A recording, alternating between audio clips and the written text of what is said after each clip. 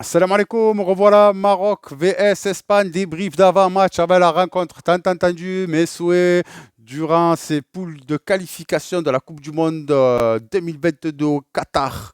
Je voulais que l'équipe nationale du Maroc passe les poules, alhamdoulilah, exaucé, premier, la grande classe, et surtout qui tombe contre l'équipe espagnole.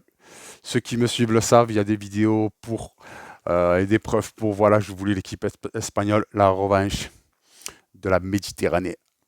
On est parti. On va commencer par Walid Regragui. Il a eu des mots forts hier pour l'équipe nationale et par rapport et face à l'équipe nationale d'Espagne, comment il fallait être avec cette rencontre tant attendue. Les mots de Walid Regragui. On va y aller avec nos qualités, nos valeurs et sans complexe. Il a tout dit, il a tout résumé. Nos qualités, les impacts physiques, nos contre-attaques, nos valeurs, des lions, des mamareb. On est là, c'est ce qui a fait que l'équipe est en huitième de finale aujourd'hui à la Coupe du Monde 2022 au Qatar et sans complexe. Sans complexe, on a été le chercher le sans complexe. Premier match de la Coupe du Monde, on avait une petite pression. On n'était pas libéré. De match en match, on se libère. Et on aura des joueurs libérés là. Ils attendent, à mon avis, je pense, cette rencontre avec impatience. Ils attendent cette rencontre avec impatience. On va parler de l'équipe espagnole. Voilà une équipe espagnole qui a joué contre le Costa Rica, comme on le sait tous, ils ont gagné 7-0 avec une très grosse possession de balle, plus de 1000 passes, je crois, pendant cette rencontre. Bon, ça reste des stats. Contre une équipe du Costa Rica qui n'a pas les qualités de l'équipe nationale du Maroc. Et l'intensité, l'impact physique. Je trouve que moi, cette équipe espagnole a une grosse possession de balle, oui. Un jeu en passe quand même assez élevé, mais ça reste stérile pour moi. Ça reste stérile. Je vais vous expliquer pourquoi ce tiki-taka reste stérile. C'est un tiki-taka, c'est des passes, un jeu de passe qui est vraiment maîtrisé, mais qui manque d'impact sur les contre-attaques. Qui va sur les ailes droite et gauche. Ça reste des jeux en passe, mais une maîtrise de balle énorme, mais sans avoir trop d'occasions franches et de contre-attaque assez rapide, assez vive, assez portée vers l'avant. On essaie plutôt de chercher des ouvertures avec une grosse possession de balle et avec un manque de concentration peut-être de certains joueurs qui sont des milieux défensifs en défense, essayer de trouver un peu les solutions, mais pour moi ça reste un énorme jeu de passe, mais ça reste assez quand même stérile et un jeu assez stéréotypé. Faire attention à cette équipe espagnole qui change beaucoup d'ailes avec le ballon, ça change énormément d'ailes, mais ça je pense que notre sélectionneur a dû le voir ainsi que les joueurs, Inch'Allah. Après ils ont une attaque avec Morata.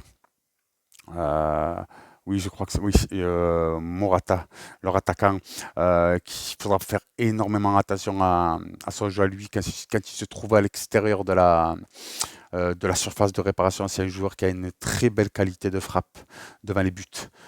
Très grosse frappe. Faudra pas trop lui laisser d'occasion et surtout quand il se retrouve autour de la surface de réparation, être très proche de lui et de le gêner parce que c'est un monsieur qui est vraiment à l'aise autour de la surface de réparation avec une très grosse frappe. Nous, voilà maintenant par rapport à ce tiki-taka stérile et par rapport à certaines réactions de certains joueurs de l'équipe nationale d'Espagne. On va commencer par Rodri. Rodri, nous devrons être dans un grand jour pour battre le Maroc en huitième de finale de la Coupe du Monde au Qatar 2022. C'est les mots de Rodri. Monsieur Rodri, je vous le dis, euh, vous n'allez pas battre l'équipe nationale du Maroc. Dans un grand jour ou pas, vous avez des joueurs, vous avez une équipe qui est plus forte que vous dans l'impact physique, qui a des attaquants de meilleure qualité que vous, des contre-attaques de cette équipe nationale qui sont fulgurantes. Ça va très vite et c'est porté très vite vers l'avant et ça n'a pas peur de dribbler, de faire de l'occasion. Voilà, monsieur Rodri, vous pourrez être dans un grand jour, mais vous ne passerez pas ce tour.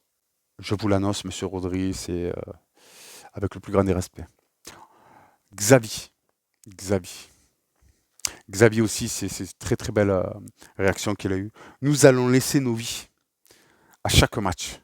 Ça, c'est une réaction qu'il a eue pour l'équipe nationale du Maroc juste après la défaite qu'ils ont eue contre le Japon, je crois. Ouais, 1-2 ou 2-1. Monsieur Xavi, vous pourrez laisser ce que vous voulez sur le terrain, vous n'allez pas passer, monsieur Xavi. Vous avez un tiki-taka stérile. Ça fait des années que vous traînez ce jeu-là de passe. Et d'année en année, Ça manque d'impact physique et d'occasion franche qui est portée vers l'avant. Ça reste beaucoup sur les milieux de terrain et ça a énormément de développé du jeu et de belles occasions construites en attaque. Ok, certes, vous avez une grosse possession de balle, mais ça ne fera pas tout quand vous allez tomber contre une défense qui est celle de l'équipe nationale du Maroc, avec une défense, une charnière centrale qui est Naïef Aguerd, Romain Saïs, à gauche Mazraoui et à droite Achraf Hakimi. Ça ne suffira pas, Monsieur Xavi, avec le milieu défensif qu'on a aussi. Je pense que par rapport à leur tiki-taka stérile, je pense qu'il faudra peut-être donner un impact un peu plus élevé physiquement, faire une pression sur le porteur de ballon, que ce soit le milieu de terrain, et peut-être en adéquation avoir les deux milieux de terrain qui se trouvent pas loin de leur autre milieu de terrain des Espagnols, faire un pressing, on va dire, régulier ensemble quoi, sur le porteur de ballon et couper les trajectoires qu'il peut avoir sur les autres milieux de terrain. Voilà, je pense que ça peut faire mouche. Après, on va rentrer sans complexe. On connaît notre équipe nationale, on a attendu ça. Les joueurs savent la chance qu'ils ont. Ils se sont donné la chance pour arriver et accéder à ce huitième de finale. Les joueurs ainsi que le staff veulent marquer le football marocain, le football mondial. Ils ne laisseront pas passer une chance comme ça. Messieurs, je vous l'avertis. Vous pourrez faire autant de passes que vous voulez, vous allez perdre. Euh, Inch'Allah. Je parle aussi au sélectionneur de l'équipe nationale d'Espagne qui a dit que, tout à fait, très belle maîtrise, très, très beau sujet, qui a dit que l'équipe nationale du Maroc, c'est une équipe qui avait des équipes de ce mondial, Luis Enrique. Luis Enrique évoque le rythme de jeu de l'équipe marocaine dirigée par Walid Regragui. C'est peut-être l'une des équipes qui peut nous surprendre les plus, a-t-il déclaré. Là, les propos de Luis Enrique, c'est une équipe qui peut nous surprendre le plus, a-t-il déclaré. Luis Enrique, l'équipe nationale du Maroc va vous surprendre. Luis Enrique, préparez vos valises. Je vous le dis, je vous l'annonce. Vous ne passerez pas les huitièmes. L'équipe nationale du Maroc va passer les huitièmes. Ils donneront leur vie. Ils ne laisseront pas passer leur chance. Ça va être une très très belle rencontre. Dans le respect, mais dès qu'ils seront sur le terrain, il n'y aura plus de respect, monsieur Xavi.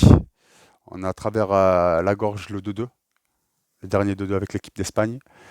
Et ça va dérouler là. Voilà, ça va dérouler. Vous connaissez les qualités de l'équipe nationale du Maroc, vous connaissez l'impact physique et l'impact technique qu'on peut avoir l'équipe nationale du Maroc.